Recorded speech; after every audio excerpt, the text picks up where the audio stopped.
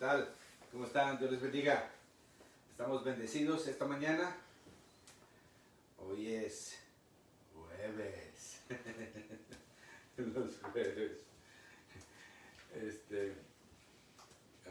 Sí saben que ahora estoy predicando 6 veces a la semana, ¿verdad?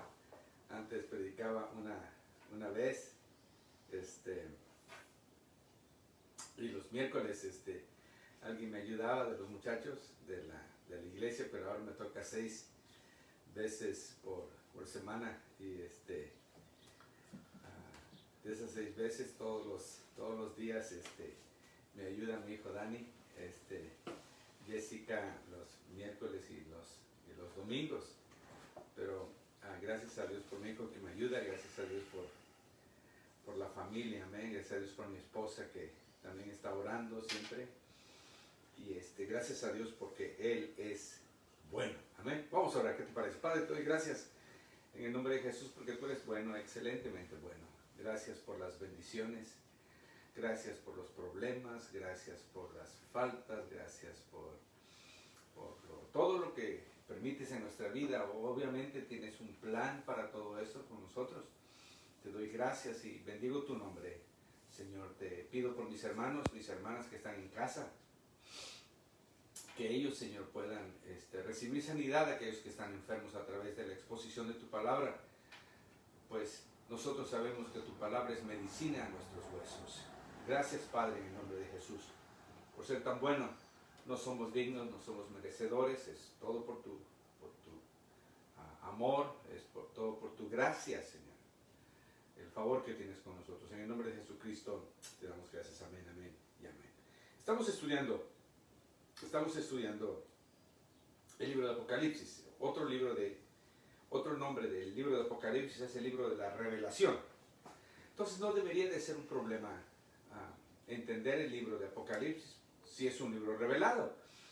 Obviamente, para entender un poco más, necesitas ser un hombre, una mujer, una persona espiritual. Necesitas ser espiritual, necesitas intentar con tu corazón aprender la palabra del Señor, darte cuenta que la palabra del Señor te da vida, darte cuenta que la palabra del Señor es lo que te va a ayudar a ti y a mí. Uno de los problemas que nosotros, yo en lo particular tenía acerca del libro de Apocalipsis era la revelación de el diablo y tendrá poder el diablo en la batalla final, en Armagedón, tendrá poder para vencerá, tendrá alguna, y pues obviamente no. O sea, el diablo no tiene ninguna absoluta chance, oportunidad de ganarle a Dios. Una de las cosas que me llama mucho la atención fue que un ángel, dice la Biblia, un ángel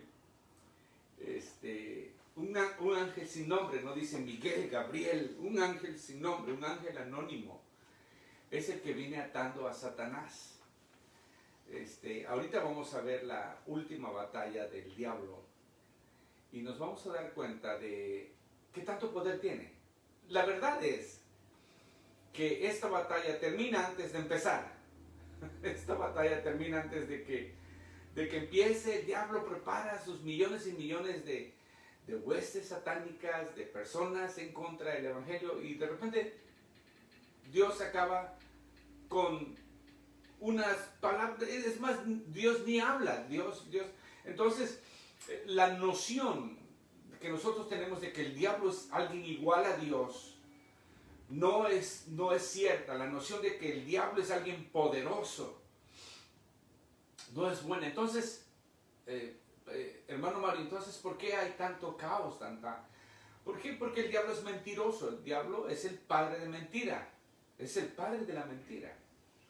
Y entonces, el poder que reside en el diablo, el poder que hay en el diablo, es que te puede mentir. Por ejemplo, las personas ¿cómo se llaman las personas esas que se enferman nada más pensando que se enferman? Ay, oyen que la vecina le dio tiene dolor de cabeza y ella dice, ay, yo también creo que tengo dolor de cabeza porque he de tener un tumor en la cabeza. No, posiblemente no tomaste agua, no, estás deshidratado, trabajaste mucho, no dormiste bien, estás preocupada, algo, y por eso tienes dolor de cabeza, no porque tienes la enfermedad de la vecina. Entonces, el poder que tiene el diablo es el poder de persuadirnos de que él es alguien. Es el único poder que tiene, nada más para engañarnos de que él es alguien, de que él puede hacer algo. Pero ya cuando lo ves luchando, o sea, Dios no se baja de su trono y está preocupado. Jesucristo no está del otro lado. ¿Cómo vamos, pa? ¿Tú crees que vayamos va a necesitar nuestra ayuda? Absolutamente, Dios no está preocupado. El Espíritu Santo no está preocupado. Ninguno en el trono de Dios está preocupado. Y me llama la atención de que mandan a un ángel sin nombre, un ángel anónimo, a destronar, a encarcelar, a amarrar al diablo por 1000 años. Bueno, nos quedamos allá, ¿no es cierto? Hoy vamos a ver el capítulo, estamos en el capítulo 20, versículo 7 y 8. Dice, cuando los 1000 años, esta es la batalla final después del reinado de Jesús de 1000 años. Satanás es liberado y junta un ejército. O sea, ya te acuerdas, ayer nos quedamos en que hay un reino de Dios por 1000 años, donde Satanás no está, es amarrado, es atado, es el reino milenial. Nos damos cuenta que el pecado sigue, el hombre empieza a engañar, empieza a hacer cosas, es algo tremendo, ¿no? Pero vamos a ver, dice, entonces, Apocalipsis 27 y 8 dice, cuando los 1000 años se cumplan, Satanás será suelto de su prisión y saldrá a engañar a las naciones que están en los 4 ángulos de la tierra, a Gog y a Magog, a fin de reunirlos para la batalla, el número de los cuales es como la arena del mar. Imagínate, ¿no? Hay un número grandísimo de soldados, de gente que va a pelear en contra de Dios. Dice, una de las preguntas que tengo es, si Dios ha reinado tan maravillosamente por 1000 años, entonces, ¿por qué se revela la tierra? Ellos lo harán y Dios lo permitirá como una demostración de la rebelión y depravación del hombre. Es el hombre el mal. Una conformidad externa al gobierno de Jesús será requerida durante su reinado, pero al parecer una aceptación interna de su señorío se quedará en manos del individuo. Entonces, ¿qué es lo que sucede? Todos estos niños que nacen en el milenio, todos estos niños van a vivir su conclusión y no se requerirá que hagan una elección entre Dios y el diablo, sino hasta el final, al final de los 1000 años, ellos van a elegir, yo creo que nos vamos con el diablo, porque parece como que tiene mejores recompensas el diablo. Imagínate que la gente pensara, la muerte, la vida, mejor me voy con la muerte. ¿Quién pensaría de esa manera? Sin embargo, con nuestras elecciones diarias, nosotros estamos tomando esas decisiones. Dile a tu vecino, ponte el casco, ya empezó la piedricación. Entonces, ¿quién en sus sanos y 5 sentidos toma una decisión de seguir a Satanás en lugar de servir a Dios? En lugar de seguir a Dios. Diariamente hacemos esa decisión. Entonces, en tu casa puedes leer el libro de Ezequiel, el capítulo 38 y 39, donde Gog y Magog, estos son enemigos proféticos de Israel, se juntan todos para hacerle una guerra a Israel. Pero obviamente, observa lo que sucede en el versículo 9 y 10 de Apocalipsis. Dice, y subieron sobre la anchura de la tierra y rodearon el campamento de los santos y la ciudad amada. O sea, la rodearon. Parecía como que iban a ganar. La rodearon. Siempre que una nación, siempre que un ejército va a guerra en contra de otra, la rodea para cortar suplementos, la logística. Ya no va a entrar agua, comida, gasolina, ni municiones, ni armas, ni pistolas, ni absolutamente nada. Entonces la rodea y le corta la vida externa. Esos son términos muy conocidos en los términos militares. Por eso dice, subieron sobre la anchura de la tierra. O sea, eran muchos sobre la anchura de la tierra. ¿Qué ancha es la tierra? Pues así se miraba el ejército. Y rodearon el campamento de los santos y la ciudad amada. La batalla grande sucede en Jerusalén. No sucede aquí afuera, no sucede en Armagedón. Esa batalla ya quedó atrás. También la perdió el diablo. Y de Dios, dice, y de la ciudad amada, y de Dios descendió fuego del cielo y los consumió. Ahí se acabó la guerra. Ahí se acabó. Oh, se prepararon. ¿Se acuerdan la guerra esta de, cómo se llamaba la película de aquella donde iban a conquistar a Alemania? Creo que se llamaba Gladiador. ¿Se acuerdan de Gladiador cuando Marcos Aurelius llegó a Alemania y los alemanes, grandísimos en estatura, con unos palos bien feos, ¡ajú! ¡ajú! ¡ajú! Y el asistente de Marcos Aurelio le dice, ¿cómo me gustaría que la gente supiera cuando van a ser conquistados? ¿Cómo me gustaría que la gente supiera cuando van a ser conquistados? Los alemanes todavía pelean, ¡ajú! ¡ajú! Cuando van a ser conquistados. No sucede nada, no hay absolutamente un balazo, no hay un disparo. Dios gana la guerra sin un disparo. Dice, Dios descendió fuego del cielo y los consumió, y ahí se acabó la guerra. Y el diablo que los engañaba fue lanzado en el lago de fuego y azufre, donde estaba la bestia y el falso profeta, y serán atormentados día y noche por los siglos de los siglos. ¿Sí viste cómo comenzó la guerra y cómo terminó? Se prepararon un ejército grande, los rodearon. Lo único que hace el diablo es nada más, por eso el apóstol Pedro dice, el diablo anda como león rugiente, rodeando, buscando a quien devorar. El diablo es un bully. Eso es lo que es, el diablo es un bully. Le gusta nada más intimidarte. Voy a venir, voy a enfermar a tu familia. Si sigues a Dios te voy a enfermar a ti. No. Una vez que pasas del reino de las tinieblas al reino de Dios, tu vida es de Dios y el diablo no puede tocarla sin autorización de Dios, sin que Dios le dé permiso.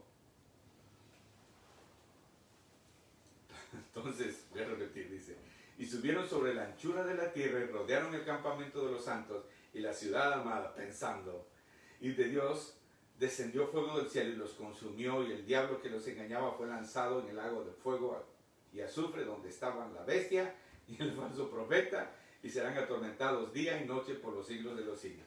Cuando el diablo viene, de vez en cuando, viene a atormentarme, viene a quitarme el sueño, viene, yo le digo, tú estás vencido, tú no tienes ninguna parte, ni suerte, tú no tienes ningún poder sobre mí, tú estás, él me recuerda mi pasado, yo le recuerdo su futuro, tú ya estás juzgado, tú en el libro de Dios ya estás juzgado, hay un lago de fuego para ti, para el profeta, para el dragón, hay un lago de fuego, tú ya estás juzgado, tú ya perdiste este rollo, amén.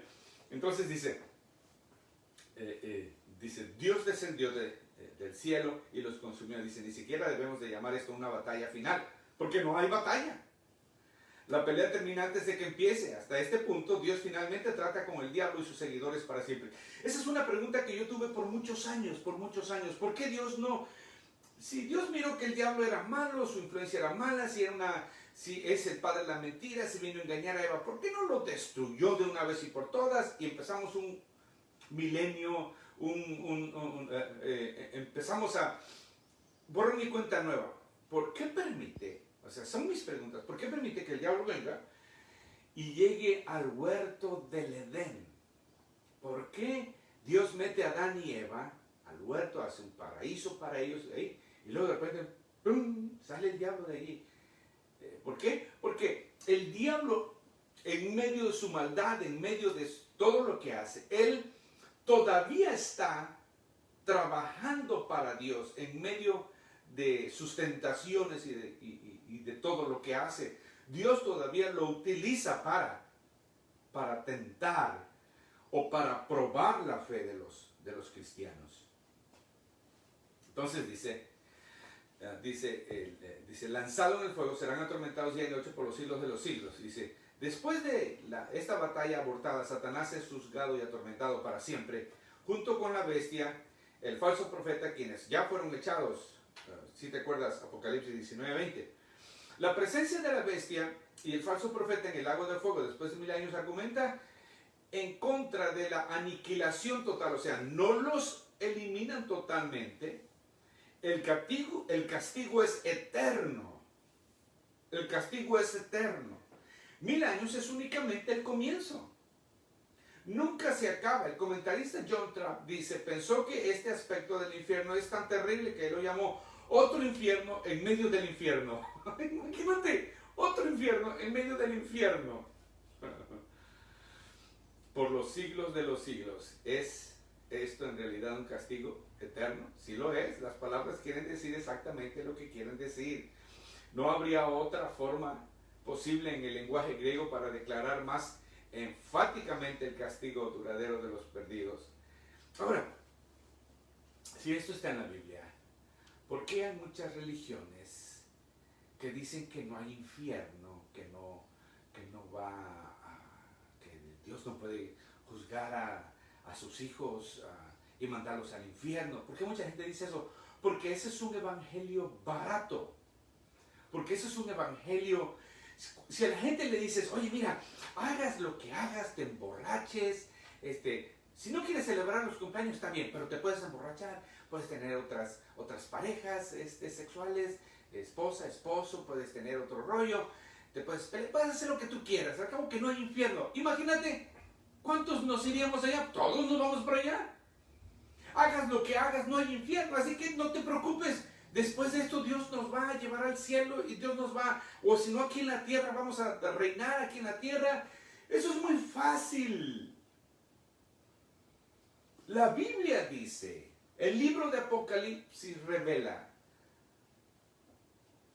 el versículo 11 dice, el juicio en el gran trono blanco. El problema que tengo es que tengo 20 minutos, cuando más, para hablar de esto, y yo sé que esto es de muchas horas. El versículo 11 dice, vi un gran trono blanco y el que estaba sentado en él, delante del cual huyeron la tierra y el cielo, y ningún lugar se encontró para ellos. Vi un gran trono blanco quiere decir el estado, el poder, la autoridad. Blanco quiere decir pureza, santidad, un trono de soberanía real. Y el que estaba sentado en él, ¿quién es el que estaba sentado en él? La Biblia dice que el juez es Jesús.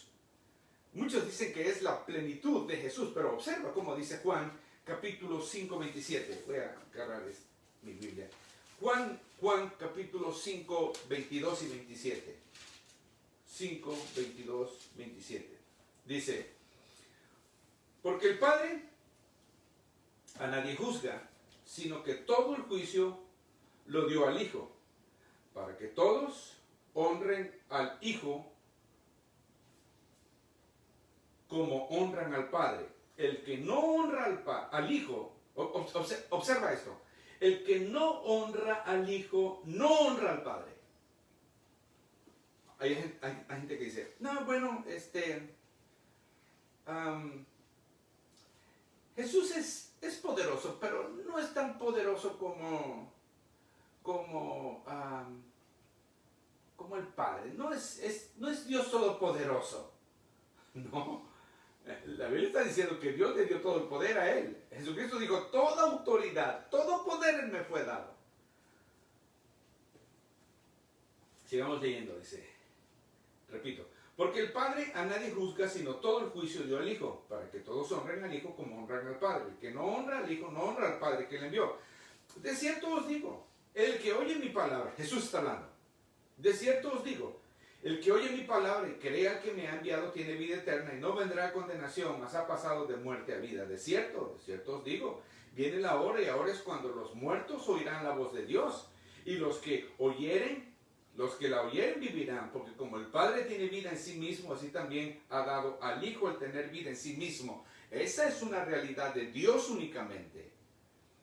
Si el Padre tiene poder en sí mismo, ya le dio el poder a Jesucristo. O sea, son iguales. El Padre, el Hijo y el Espíritu Santo. Como el Padre tiene vida en sí mismo, así también ha dado al Hijo de tener vida en sí mismo. Y también le dio autoridad de hacer justicia por cuanto es el Hijo del Hombre.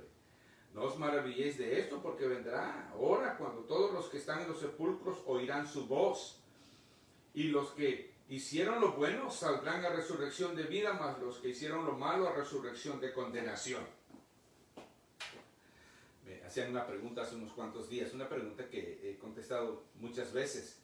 Los cristianos que son quemados, por ejemplo, ahorita con este asunto, los cristianos que son quemados, ¿cómo van a subir al cielo? ¿Cómo van a hacer al cielo? Y yo les pregunto, y los cristianos que se mueren en el mar, que se mueren en barcos, los cristianos que se mueren en quemazones en sus casas, que se mueren, que están quemados, que son cristianos, aquellos que se ahogan, ¿a dónde se van? ¿Dios no tiene poder para rehacerlos? ¿Qué sucede con un cuerpo cuando muere? ¿Qué sucede cuando llevan al cuerpo al panteón?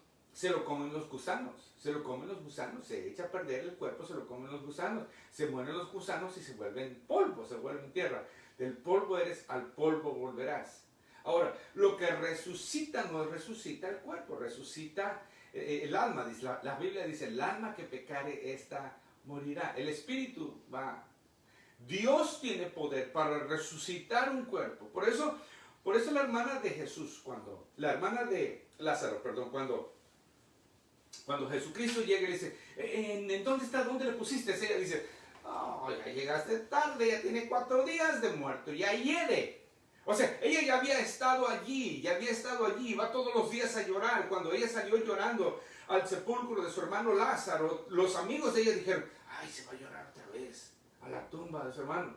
Ya había estado ahí, ya olía a su hermano Lázaro, ya estaba putrefacto, ya estaba podrido. Lo que sucede es que Jesús le dice, mujer, ¿no te he dicho que si creyeres verás la gloria de Dios? Yo soy la resurrección y la vida, el que cree en mí, aunque esté muerto, vivirá. O sea, la fe no muere, se muere el cuerpo, pero la fe sigue viva en la persona. Entonces estamos hablando de las dos resurrecciones, no la primera resurrección. Entonces, la batalla final es algo que no tiene batalla, no es batalla. Ya se me acabó el tiempo. Ahora, vamos a ver qué es lo que sucede. Este es el primer juicio, ¿ok? Este es el primer juicio. Dios descendió del cielo, los consumió, ni siquiera se debe llamar esto batalla. Apocalipsis 19:20 dice que el falso profeta, la bestia, ya estaban en el infierno. La presencia de la bestia y del falso profeta en el lago de fuego después de los 1000 años argumenta en contra de la aniquilación total. Ahora, el juicio blanco, versículo 11, el juicio del trono blanco. Y vi un gran trono blanco y al que estaba sentado en él delante del cual huyeron la tierra y el cielo, en ningún lugar se encontró más.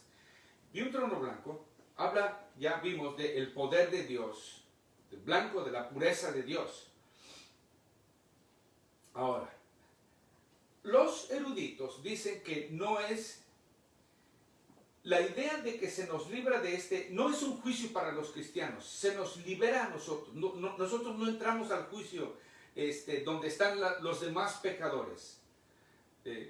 La Biblia dice que nosotros vamos a ir a otro juicio, pero el juicio al que vamos a ir y se encuentra en 2 Corintios capítulo 2, capítulo 5, perdón, 2 Corintios capítulo 5. O sea, nosotros no vamos a estar en el juicio de las naciones, donde la gente es juzgada. Nosotros vamos a ir al juicio donde dice, es necesario que todos comparezcamos ante el tribunal de Cristo, para que cada uno reciba según lo que haya hecho mientras estaba en el cuerpo, sea bueno o sea malo. Por lo tanto, cuando pasemos de estos cuerpos al mundo de más allá, cada uno debe dar cuenta de lo que éste ha hecho, sea bueno o sea malo.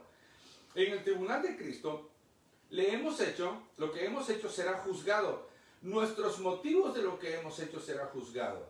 Pablo presenta en esencia la misma idea en 1 Corintios 3, 12 al 15, donde él habla de una valoración. Estos versos me llaman mucho la atención. 1 Corintios 3, 12. Vamos a ver, 1 Corintios 3, 12. Ya con eso termino, ya me pasé de tiempo. No sé si le sigo. ¿Le sigo o no le sigo? 3.12 dice, Dice, porque nadie, voy a empezar desde el 11, dice, porque nadie puede poner otro fundamento que el que está puesto, el cual es Cristo. Y si sobre este fundamento alguno edificare oro, plata, piedras preciosas, ok, ahí nos vamos a quedar. Esto de lo que habla, si alguien edificare oro, plata, piedras preciosas, estos metales, estos materiales, estos elementos, con el fuego son purificados. Cuando los pasas por fuego, lo único que sucede con estos metales es que son purificados. Entonces, hay dos obras que hace el cristiano. Las obras que hace el cristiano, Dios las va a pasar por fuego. Las que resistan el fuego de la justicia de Dios, esas son las obras que permanecen. Hay otras obras. Dice, si sobre este fundamento alguno edificare, sobre oro, plata, piedras preciosas, madera, heno. Ahora habla de madera, heno y hojarasca. Estas se queman fácilmente. La obra de cada uno se hará manifiestas porque el día lo declarará, pues por el fuego será revelada y la obra de cada uno, cual sea el fuego, la probará. Si permaneciere la obra de alguno que sobreedificó, recibirá recompensa. Y si la obra de alguno se quemare, en él sufrirá pérdida. Si bien él mismo será salvo, porque así como por fuego. Ahora, está el otro juicio, ese es el juicio de los cristianos, ahora el juicio de la condenación. Versículos 12 y 13 dice, y vi a los muertos, grandes y pequeños, de pie ante Dios, y los libros fueron abiertos. ¡Wow! Fíjate, muertos, grandes y pequeños, los libros fueron abiertos, y otro libro fue abierto, el cual, dice, es el libro de la vida. Fueron juzgados los muertos por las cosas que estaban escritas en los libros. Hay un libro, Dios está escribiendo todo. Fueron los muertos juzgados por las cosas que estaban escritas en los libros según sus obras. El mal entregó sus muertos que había en él. La muerte entregó sus muertos. El Hades entregó los muertos que había en ellos. Y fueron juzgados cada uno según sus obras. Su postura de pie significa que están a punto de ser sentenciados. Van a recibir la sentencia. Es muy triste, ¿no? Para que dice, y fueron juzgados los muertos según sus obras. Si las personas no están enlistadas en el libro de la vida, entonces cada uno es juzgado según sus obras. El asunto no es la salvación por las obras, sino las obras como la evidencia irrefutable de la actual relación del hombre con Dios, escribe el señor Maus. O sea, la Biblia dice no es por obras para que nadie se gloríe, pero Santiago dice, la fe sin obras es muerta. No hacemos obras para ser salvos, las hacemos porque somos salvos. Ya terminé, ya me fui. Voy con el versículo 14 y 15 ya. Con esto termino. Dice, y la muerte y el Hades fueron lanzados al lago de fuego. Esta es la muerte segunda. Y el que no se halló inscrito en el libro de la vida fue lanzado al lago de fuego. La muerte y el Hades fueron lanzados al lago de fuego. Los últimos ecos del pecado ahora están eliminados. La muerte es el resultado del pecado y ya no está. El Hades es el resultado de la muerte y ya no está. Los últimos vestigios del dominio del pecado están acabados, terminados. Cuando una persona se refiere al infierno, se refiere al lago de fuego. Ese es el infierno. El lago de fuego es lo que usualmente tienen en mente. La Biblia utiliza tres palabras principales para describir hacia dónde va el hombre impío cuando muere: al Seol, al Hades o al Gena. Esta es la muerte segunda. Dice, el diablo y los condenados, dice el señor Chap, tienen un castigo sin compasión. El diablo y los condenados tienen un castigo sin compasión. ¿Nunca has visto a un juez dar una sentencia? He visto a jueces dar sentencias duras, sentencias de 8, 10 años, 25 años y de cadena perpetua. El juez no está llorando. No, los crímenes que cometió estas personas, las consecuencias de la cárcel, las consecuencias, los crímenes, las consecuencias, dice, el juez dice, no tengo otra más que en los estados donde no hay muerte, donde no hay ¿cómo se le llama esto? La muerte.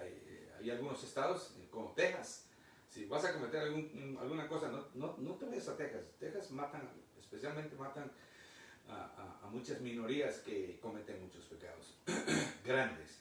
Entonces, El juez es el que da el juicio y el juicio es sin compasión.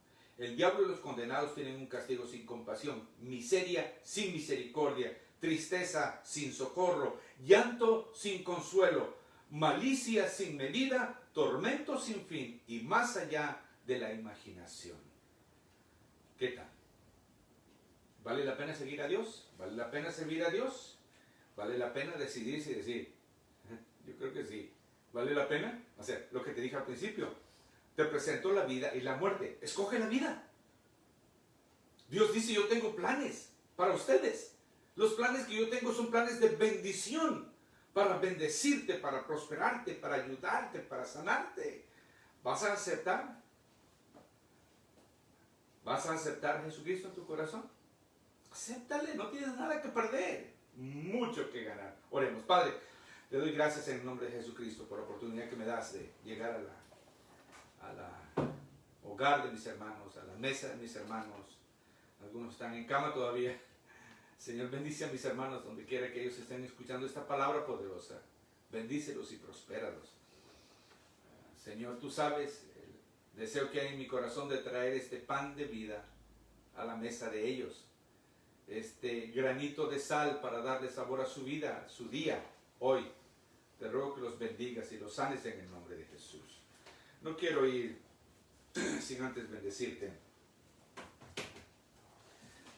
La Biblia